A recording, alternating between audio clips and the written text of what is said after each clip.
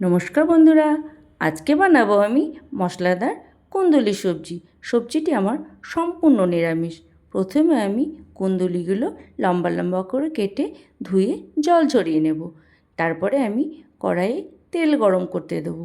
সেই তেলে আমি এক এক করে কুন্দুলিগুলোকে দিয়ে দেব। কুন্দুলিগুলোকে আমাকে ভালো করে লাল লাল করে ভেজে নিতে হবে। আমরা তো সচরাচর কুন্দুলি ভাজা করেই খাই, কেউ কেউ ডালে দিয়ে খায়, কিন্তু এইরকম মশলাদারভাবে বানিয়ে দেখবেন। আমার কুন্দুলিগুলো ভাজা হয়ে গেছে, এবার আমি নামিয়ে নেব।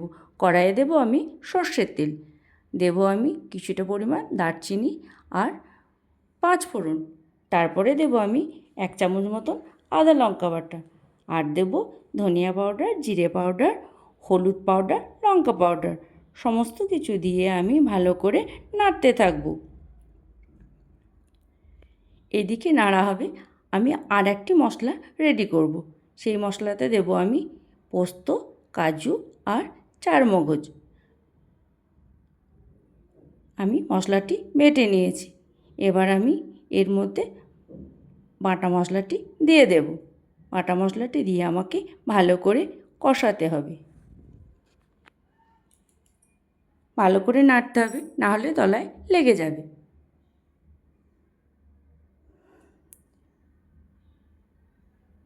আমি দিয়েছি সামান্য পরিমাণ লবণ।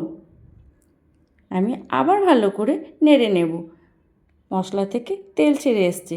এবার দেব আমি ভেজে রাখা কুন্দুলিগুলো দিয়ে আমি আবার ভালো করে নাড়তে থাকবো। ভালো করে কষিয়ে নিতে হবে আমাকে।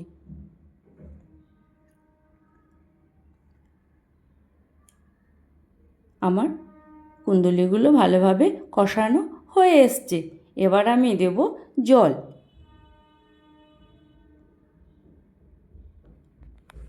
সাথে দেব লবণ, দিয়ে আমি কিছুক্ষণের জন্য ঢাকনা দিয়ে দেব 5 থেকে 7 মিনিট মতন।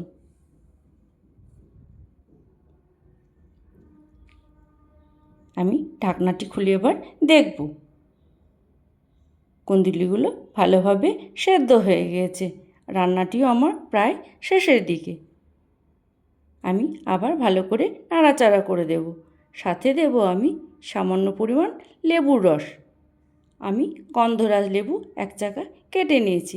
এবার আমি রসটি গেলে দিয়ে দেব।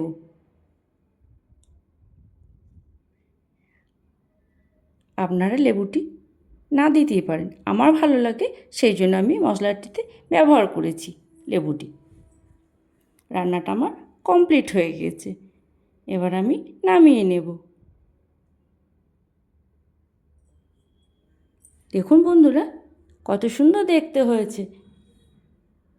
মশলাদার কুন্দুলি সবজি, সম্পূর্ণ নিরামিষ, খেতে খুবই টেস্ট লাগে।